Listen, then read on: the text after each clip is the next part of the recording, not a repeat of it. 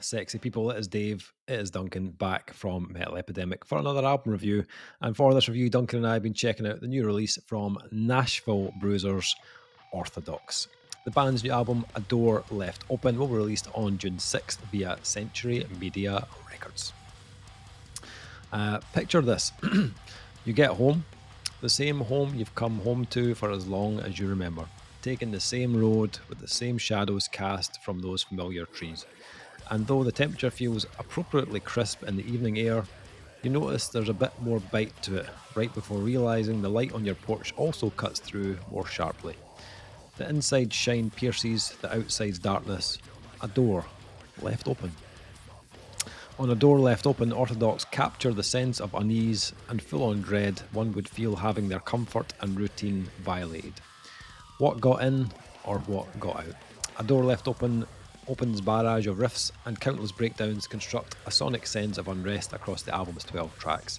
At the centre of it all is guitarist Austin Evans, whose upside-down, lefty way of playing is as unorthodox as his writing, which is littered with harmonic squeals and borderline laser noises. Speaking as a lefty, fuck the righties. Jesus, Duncan. Sorry. The album was produced by Randy LaBeouf. Oh, beefy. Who is also worked with Kublai Khan, Acacia Strain, and Boundaries. I love it. We always go to Kublai Khan, right? He's done like shitloads of other like, because every press state was like Kublai Khan, because you like if we're talking about heavy, we're always going to say Kublai Khan first, because you'd be like that. Oh right, aye, that's it. The album also features guests, including Bran Daler from Mastodon, Matt McDougall from Boundaries, and Andrew Neufeld from Comeback Kid. Mm-hmm. So this one, fun enough, it came up in our review of the new Callous Cowboys album. I mean, everything now comes up from Callous Cowboys review. It's got all the way back to Callous Cowboys. They have a track on that album featuring Orthodox. And you were like, Orthodox? Who are these young whippersnappers?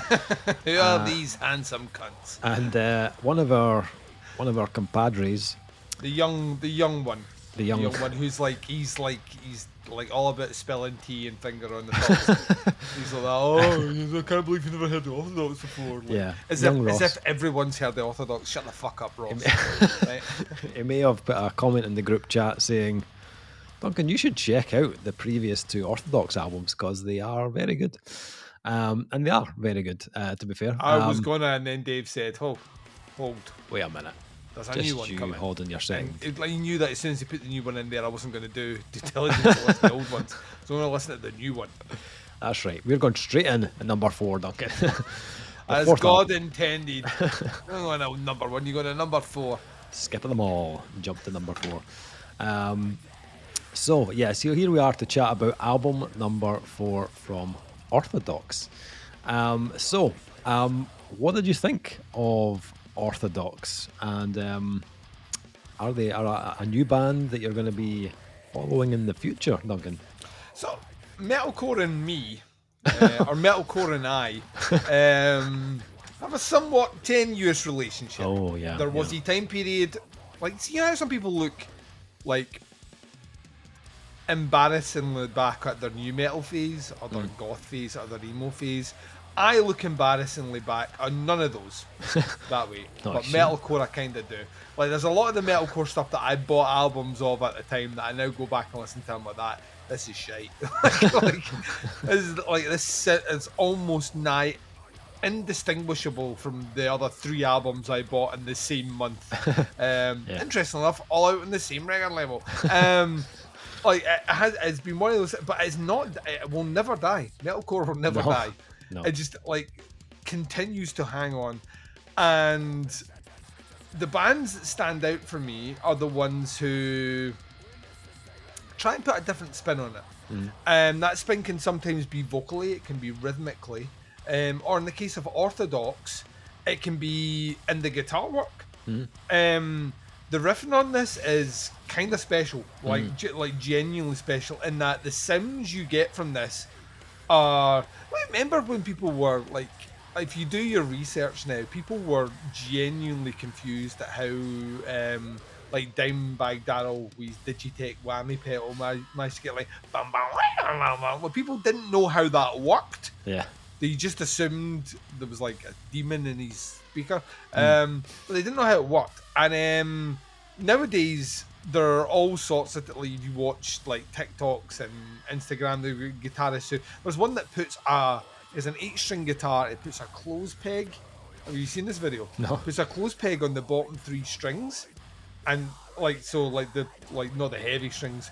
And he's worked at that. If he plays, he's like you can hit this thing and it makes a kind of weird noise. So it's like bam bam it's like hit that clothes peg of all things.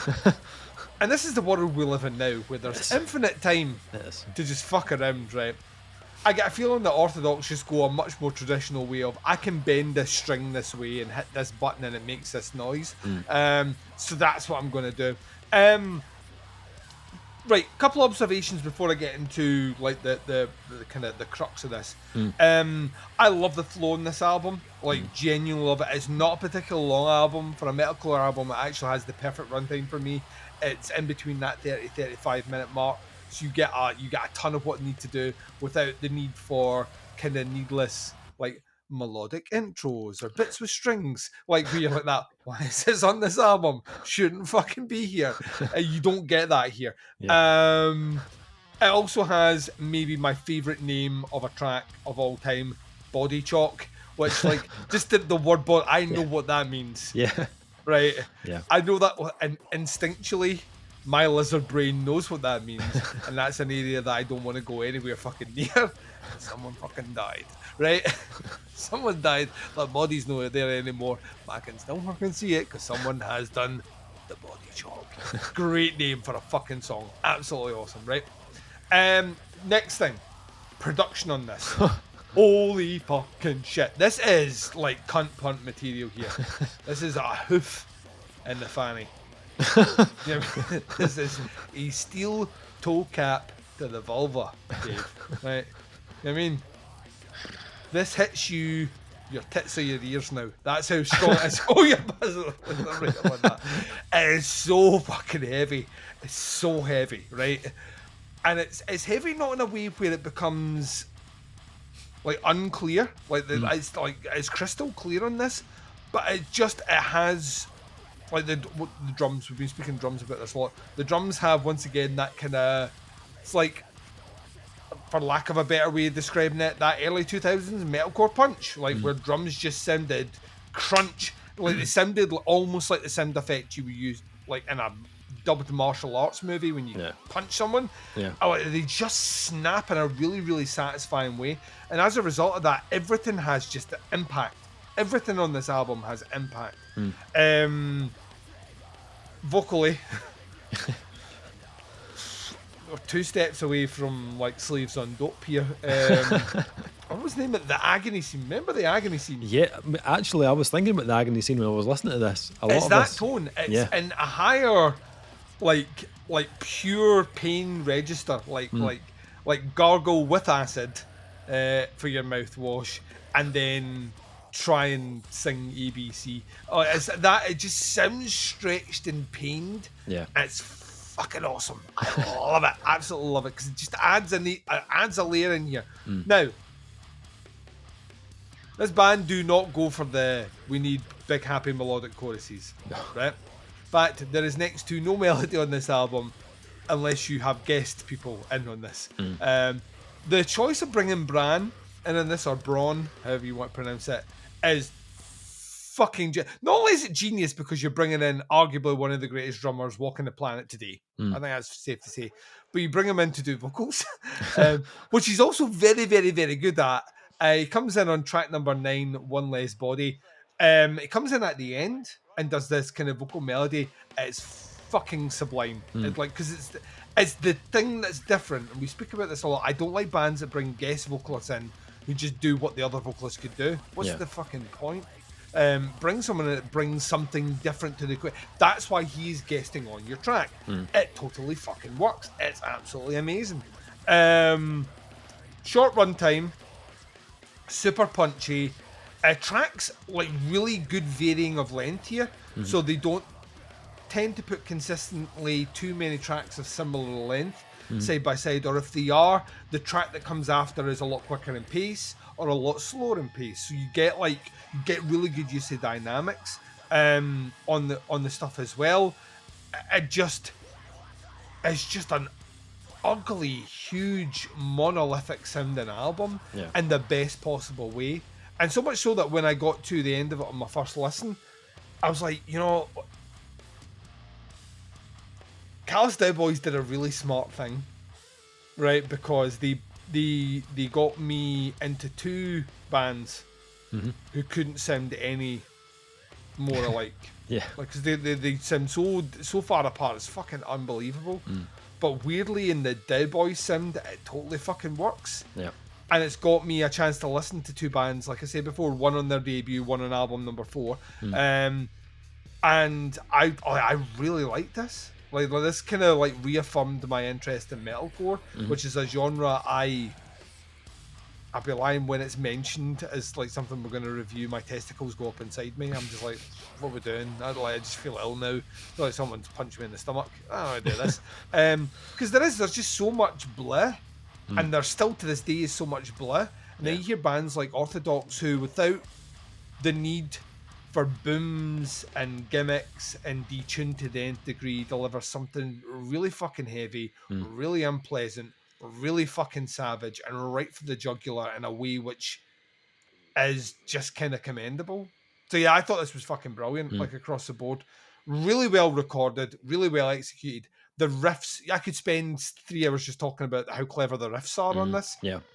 And whenever you feel like you've got, all right, he's kind of settled into something more conventional, he fucks you up and he inverts things and starts hitting squealy things and weird noises.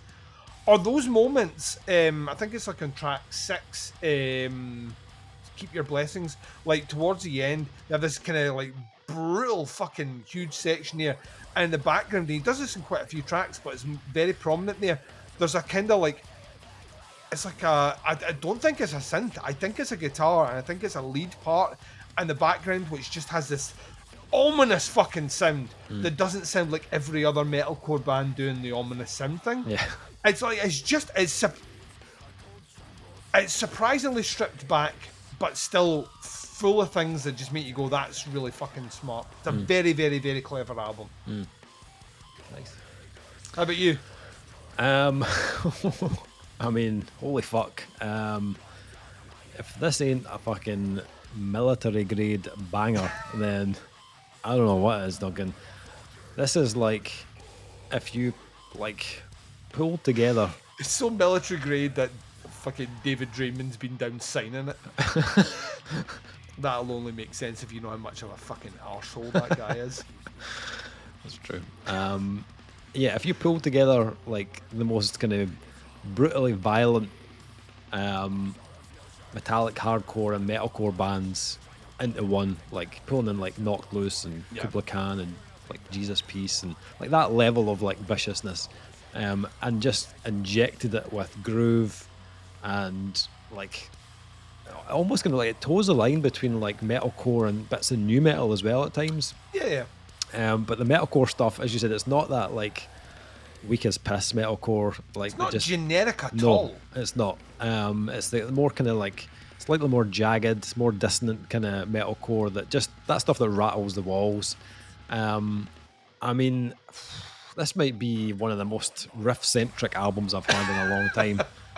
And we've reviewed King Parrot tonight. Yeah, we have, and I spent like this whole album, my face just like set to like fuck me, like just there's a like is there a track on here that doesn't just slap the living shit out of you? Like it's insane how hard this album goes from literally the first second of the first track. It does not hold back, and I kind of love how much they've pushed the limits on this. Like this, it slaps like a mother-in-law that's been disrespected at a wedding. yeah, You know what I mean? it just like Fuck you. it starts like a like a volcano eruption and then just continues to spew lava for 33 minutes. Like, does not stop. And I feel like there's many a band that try and do this. You know, give you that more kind of like modern take on hardcore and metalcore, and some pull it off, and some end up just either rehashing old ground or fail to deliver it in a very convincing way. Miss the point. Yeah. You know, what I mean, they'll lose the core of what it is, and Yep. they try and deliver something. You're like, you delay. I don't know what the brief was here, but Yeah. you're off. Like, Orthodox somehow managed to bring more and more of their personality to each album. And every release, you can hear them slowly kind of stripping away the more obvious inspirations of their sound. And there's still certain like influences on this album, but they weren't quite as obvious for me on this one as they were on previous releases. And I'd say the same thing for their songwriting on this album. The paths they decide to take on this aren't as predictable as they have been in the past. The switch ups, the choice of rhythms, they are much more interesting on this release. I'd say rhythmically, this shows much more complexity than before.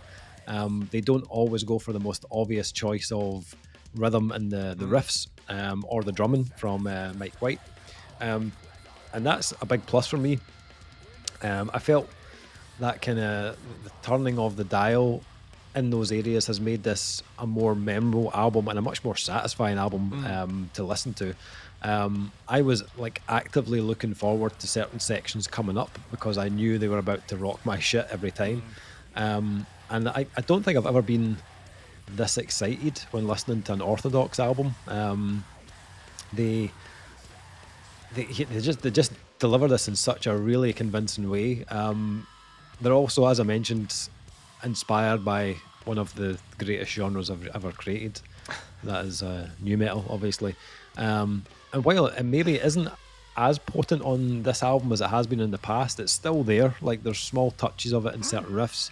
It's most definitely in a lot of the bounce of these tracks, but it's never done in like a cliche way. Like, it never sounds like they are imitating another nu metal band. They just use some of that character in their sound. Sometimes it's a small thing, like a little harmonic or a certain drum groove. There's a bass kind of breakdown, I suppose you'd call it, on One Less Body, where it's just kind of bass and drums and kind of weird atmospheric noises, and that kind of reminded me of like a lot of kind of early nu metal. It was very kind of nostalgic, that part. In the same way that they clearly have a soft spot for Slipknot as well. There are quite a few riffs and vocal lines that gave me a kind of early Slipknot vibe on this release as well.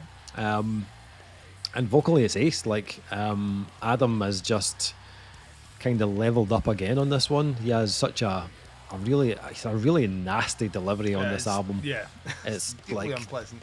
it's slightly more dynamic on this release, but it's very raw. His vocal performance, the power in his screams, and the tone he hits with that rasp is just nuts. There's moments where it is kind of like on that boundary of touching the red a little bit. You know, it's almost like if you went slightly further, it might distort, but not, because obviously big Randy LaBeouf is a master and he knows exactly what he's doing. But yeah, like, killer vocal performance on this. Also, you've got the 3 guest vocals, but all with different tones and styles to Adam, bringing something different and something, you know, a little bit more distinctive.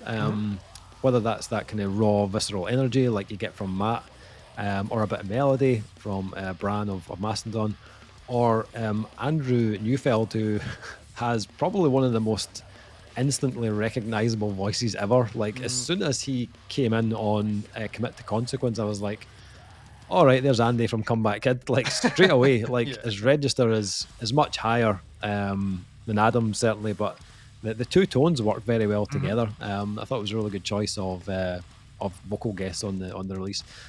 Production wise, yeah, as you said, this absolutely rips. Like, those drum tones are so clean and sharp. Like, that snare is ridiculous. But the whole album just sounds really fresh. Like, there's a the guitars are vibrant, but they are thick as well. Like, it's a tone that really fills your headphones when you're listening to the album, and it never disappoints when it really matters on the album. When they kind of drop that gauntlet of like just a crushing riff, which there are many on this album. The production absolutely backs it up every time. Yeah, I had a lot of fun with this. Like, it's seriously heavy stuff, and I think it's again another move forward for Orthodox. Every album they kind of show a little bit more. You can hear the songwriting's been just kind of tweaked a little bit, and they're progressing in the right way for me. So final thing, Orthodox and their new album. What are you scoring A Door Left Open? I kind of feel like I'm saying this a lot tonight. It's a 4.5 for me. I think this like absolutely Yeah. fucks, like in the best possible way. This Yeah. one takes you out for a meal. It takes you home, makes sure you get home safe. Wait 1 second, is that door being left open? No, it was securely safe. Yeah. So there you go, and you go, and then calls you in the morning to make sure you're all right. It's like really fucking great. Yeah. And yeah, I can now say I'm on the Orthodox train, and I can brag about that next time we chat to young Ross that I heard the new album before he did. Fucking awesome. So yeah, 4.5 from me. Where are you coming in? Exactly the same. Yeah, it's a pretty popular score this week in our reviews, but I think this is the tightest, heaviest, most impressive thing Orthodox have done to date. It's on. Is it on par with like the best albums I've heard in 2025? It's maybe just not quite, but it's another couple of original ideas away from it. And I 100% believe these guys have it in them. So I wouldn't be surprised if the next one does something to outdo this album as well. But yeah, at this stage, very impressed. Like, really, really What a good. time to be alive as well. You've literally had the Callous Boys released their album, Yeah. and then the following 2 weeks, albums have dropped from the 2 guest appearances on that album, and Yeah. both albums have been absolutely fucking great. Absolutely, yeah. If you are listening to this, check out Low Before the Breeze. Oh, dude. Their vocalist also guest on the Callous Boys album. Check out the Callous Boys album as well. Yes, that's incredible as well, yeah. And Orthodox, A Door Left Open, which is out on 100%. June 6th on Century Media Records. Yeah, check these guys out. I'll put the links in so you can have a listen to the singles or the pre-order, have a wee listen on Bandcamp or something. Let us know what you think. Happy to hear your thoughts and comments on it. That is our review. Thank you for checking it out. Much appreciated. We'll be back very soon with another review, but until then, take care. Speak to you soon. Bye, everyone.